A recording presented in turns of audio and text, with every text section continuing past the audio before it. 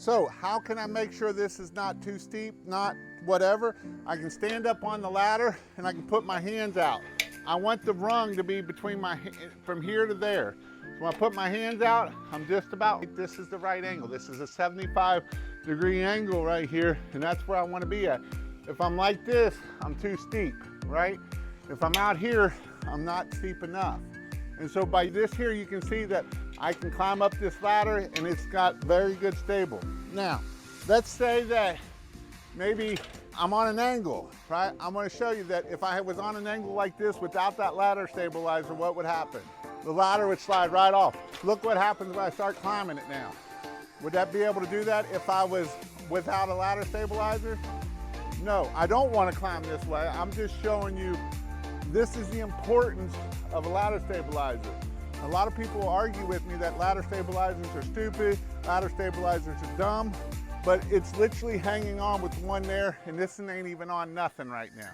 So you can see that, you know, I can move this ladder and it's not coming down. If I did not have a ladder stabilizer and this was like this, the ladder would just fall right over. I could even put this on a more angle. I could put this on a 45 and I would still be able to walk up it. I'm not telling you to do that. I'm just showing you that the importance of a ladder stabilizer is super important, so that way we don't fall off the ladder. So again, we want to be at a nice 45-degree angle. We want to be 3 steps above. If we're not in the grass, we want someone to be footing the ladder. Again, we do the ladder like this. Why do we not foot the ladder like this? You don't want to catch the hood. We're going to put a ladder here, and we're basically going to be like this. And when they fall down, we're going to be like, damn, that hurt, right? And so that's what we're going to be like. So that's, I know that's hateful and mean, but it's about the truth of what we're going to do with it. So that's the importance of a ladder stabilizer.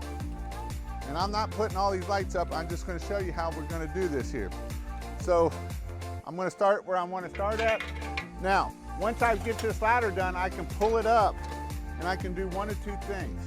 If I keep this straight up and down, I can literally carry this ladder like so, and even a 32 foot, and as long as I keep it straight up and down. If I let it go too far, what's going to happen? It's going over. So we might need to pull it back down. But I can go right here, put it down, and then I can sit there. I like the feet digging in, so that way it's less chance of it falling down. So one of the things we're going to do here, I would already have them up in there, yes, yes. I'm gonna have the lights, I'm gonna have a pole, I'm gonna have that pole, and it's gonna put these lights in the gutter. So I'm gonna kind of flip these lights up in the gutter. And what I might have someone do, nope, yep, go over, Gary, there you go. And then we'll say 1, 2, 3, and flip. Nope, I didn't do it, 1, 2, 3, flip, right? And now that way they'll stay in there. So coming off of a ladder, what do I need on this end here? A female or a male? What do I need on this end here? That's what, I don't know where the power's coming from. So where's the power coming from? It's coming in right there. So if the power's coming in there, what do I need to, do I want it to go, am I gonna cut across, then go up that J channel there?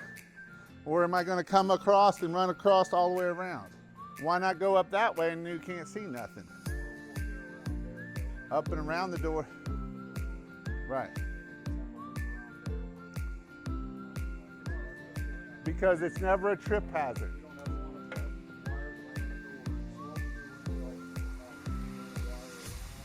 It'll slide right in the back of the J channel. All right, so what does it need to be on this end here? What do we need on this end? A male, right? So what we would do is we don't have to go all the way to the end. I usually come in about 6 inches from the end. So I'm gonna go ahead and install these lights. Now, what do I need to do next after I installed the lights though? Twist, right? I wanna make sure they're nice and tight. See, look how loose that one was. It was very loose. That one is too. That one is too. So see how loose these bulbs are. So that's what I wanna do is to make sure they're nice and tight. Now, throw me a pitch hopper up.